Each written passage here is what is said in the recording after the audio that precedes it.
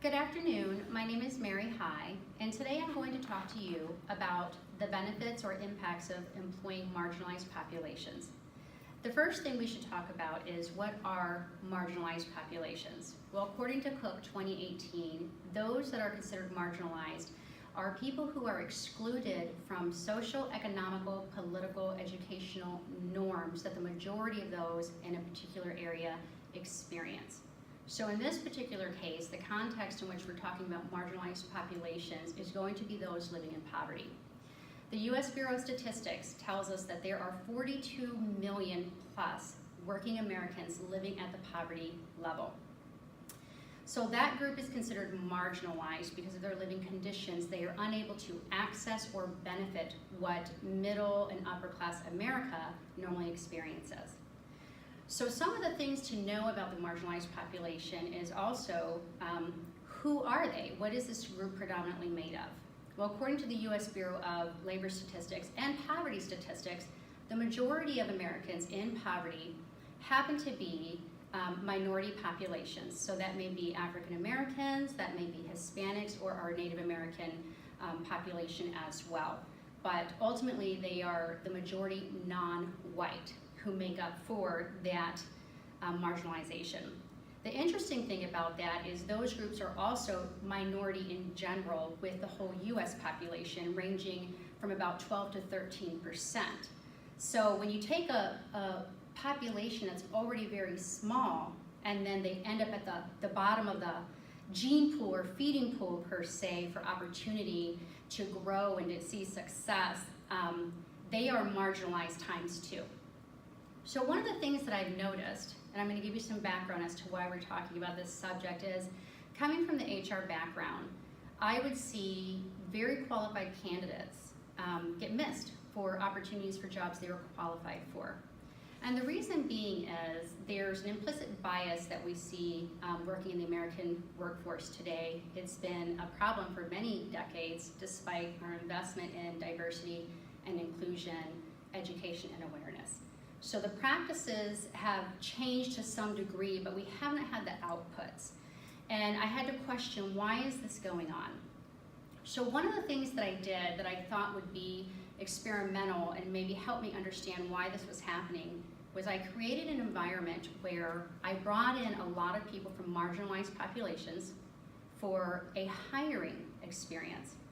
And these folks were all very qualified. However, they were not typical of who our hiring managers would hire or even interview based off of what I call the pedigree. So their resume, or even the way they looked, or even the way they spoke.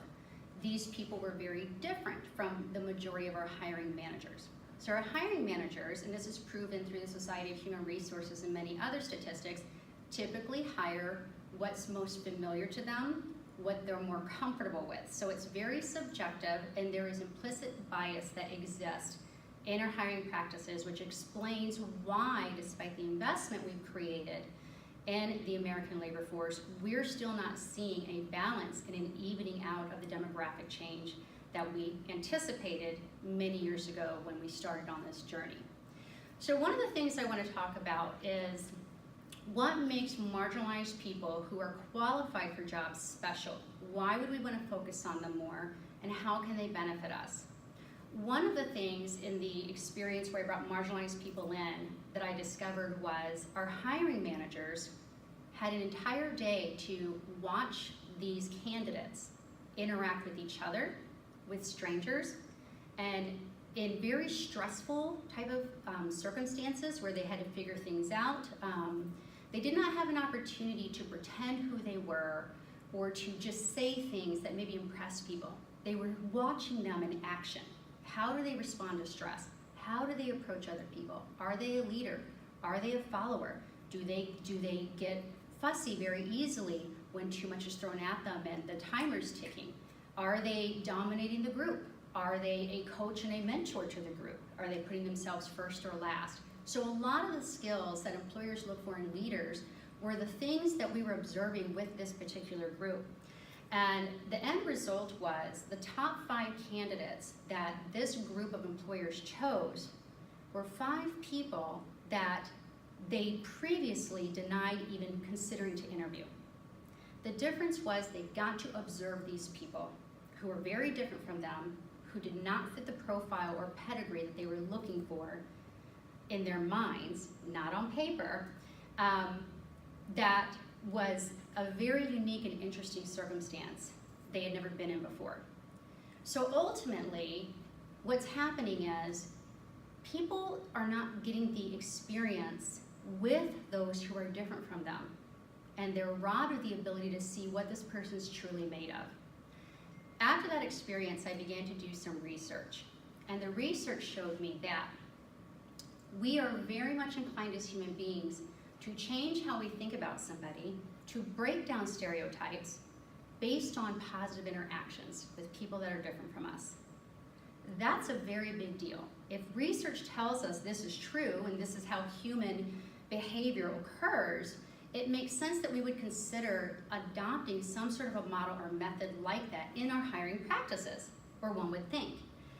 So another thing to consider about what's unique about marginalized people is those who come out of poverty experience what's called toxic stress. Toxic stress damages the brain. It's been proven to alter cognitive abilities, physical abilities, relationship skills, learning skills. There are a unique group of people who somehow make it out of poverty despite the circumstances. These people are called resilients. And Chad Hinkle has a business of 2017, he put out a report that actually seeks out resilience all around the world. There are 25% of people who experience trauma. So poverty, which forces people to live under toxic stress, creates trauma to the brain. The 25% of these resilients are different because there's a brain marker. What happens is these people, for whatever reason, after the brain is damaged and broken down from the trauma, from the toxic stress, it begins to rewire. And their brain begins to have pathways that lead them to a almost superhuman ability to overcome. And they manage to rise above their circumstances, and they manage to be successful. These people, again, it's very universal, found all over the world, have the same traits. They have a grit, they have a drive, they have a positive mentality, they have a I fail, I get up again, and I try harder attitude. These are the folks, when you examine what companies are looking for in leaders, they have those traits. Somebody who can weather the storm, somebody who can step back and make good decisions in a quick fashion and think about all the variables that will impact it negatively and positively. So ultimately, we have an entire population of resilience within the American workforce, which is 42 million in poverty. If you take that 25% ratio, that's over 10 million leaders waiting to be hired by employers if they were just given the chance. So what are the benefits of doing that? There are a lot. According to Gallup 2018, 27% of Americans, only 27%, are happy with the way things are going in America regarding the top major two issues in the country. Those issues are equity and job/employment opportunity and satisfaction. So for those two issues to be the top concern for the majority of Americans, and only 27% feel it's going in a good direction, that's a loud message for us to pay attention to. And when we look at the 42 million that sit waiting for opportunities that probably will never come because the gap between income and job opportunities has widened over the years, it fuels racial tensions, it fuels social and political issues. You look on the news and that's virtually what it revolves around 24/7.